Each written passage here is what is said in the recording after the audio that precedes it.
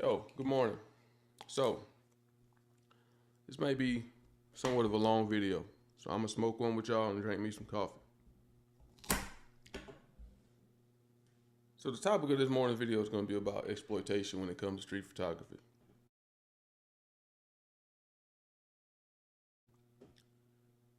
Is it really a thing? And I would say that it is, right? It is, but it doesn't have to be. It all depends on how you approach subjects and how you deal with subjects, the interaction. And the biggest thing that makes it exploitive, if that's a word, I think that's a word, pretty sure that's a word, is if you get paid. If you get paid. If you get paid for your street work, documentary work, and you don't get any type of release, consent, and you're getting paid for that person's likeness and image,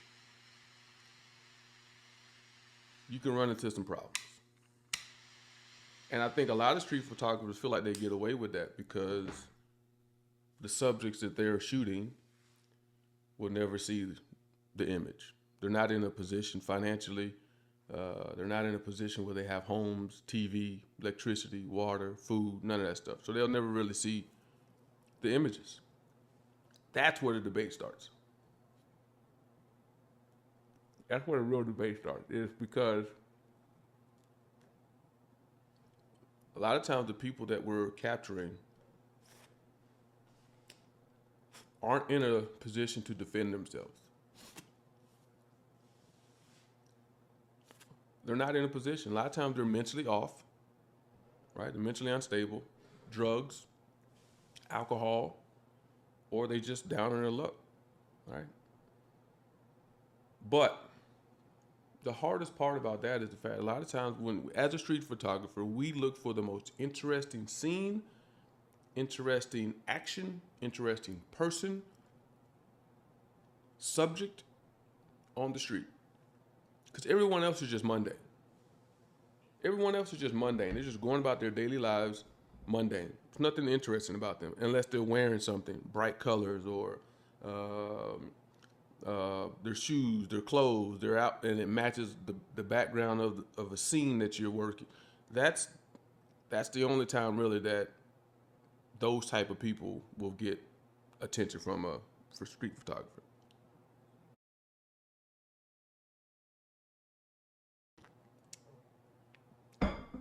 Because normally as street photographer, we're documenting everyday life in the street as we see it.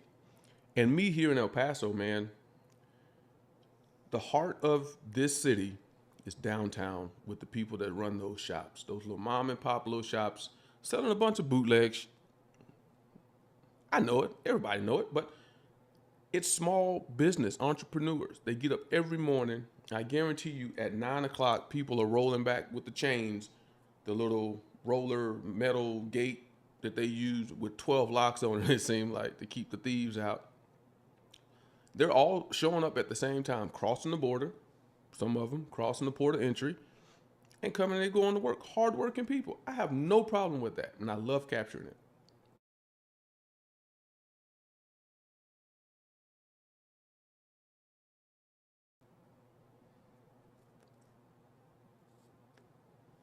Those people are the heart and the pulse of the city, and that's why I sit down there. I don't want to sit in my neighborhood and and photograph these nice houses, modern cars. That ain't to me El Paso. That's not Mexican, American, Mexican culture. That's not. It's so far from it. And what I like to capture is the raw essence and the fabric of the Hispanic culture because it's very, very, very, very strong here. In certain pockets, people like to keep it authentic. You can go to get the little Tex-Mex food, or you can go to the taco truck, or you can go to L&J's where they still keep it very authentic. They haven't put a lot of American Eurocentric touches to their food and their clothes and their culture. They keep it very 100, and that's why I go down there. That's 100% why I go down there. But I've met some very interesting characters, man. Joseph is one that you will see coming up in these images.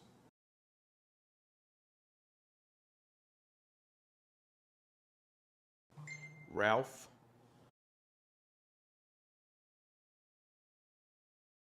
A guy named Tip from Memphis.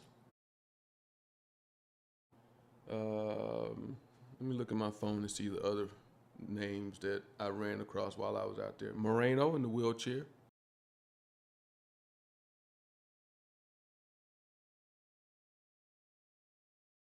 Some very powerful images, and his story is very powerful as well. It makes you think about family again. James lost his eye, fell, lost his eye.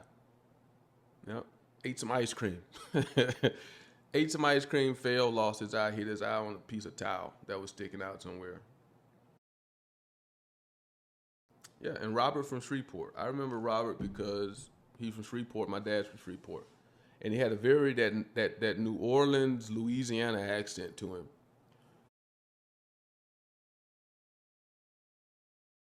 But he was a Hispanic guy.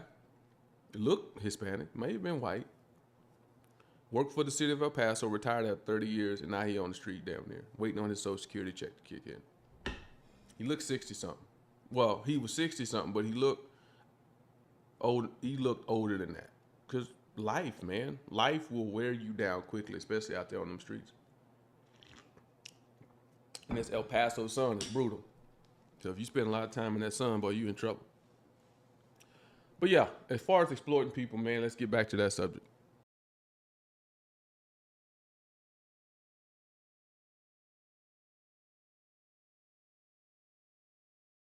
I do my best not to. I do. I do my best not to. And if I feel like the image is exploitive, I don't I don't keep it. I don't post it. I don't share it. But if I have stopped and talked to them, and we've built on a little bit of a relationship within 5 or 10 minutes, yeah, I'll share those pictures. Because I asked them, can I take your pictures? You mind if I take your picture while I sit here and talk? And they said, yeah, I don't care.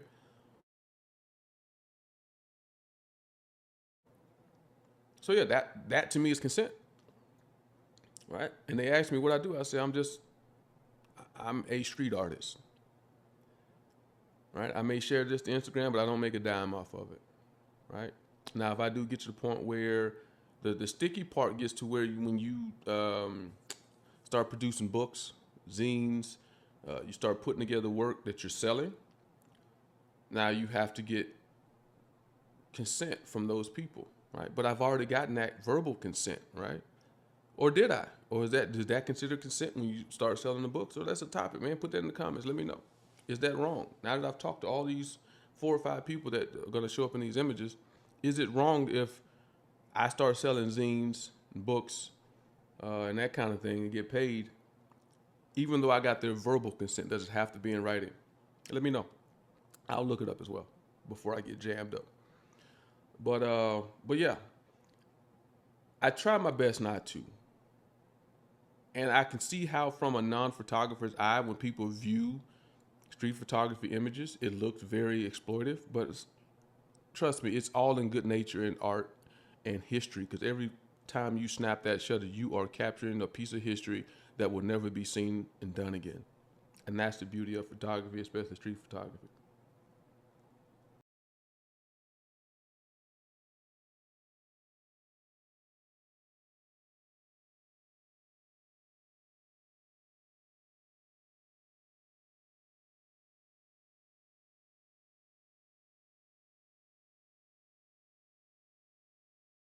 I appreciate y'all having y'all morning smoke with me, y'all coffee.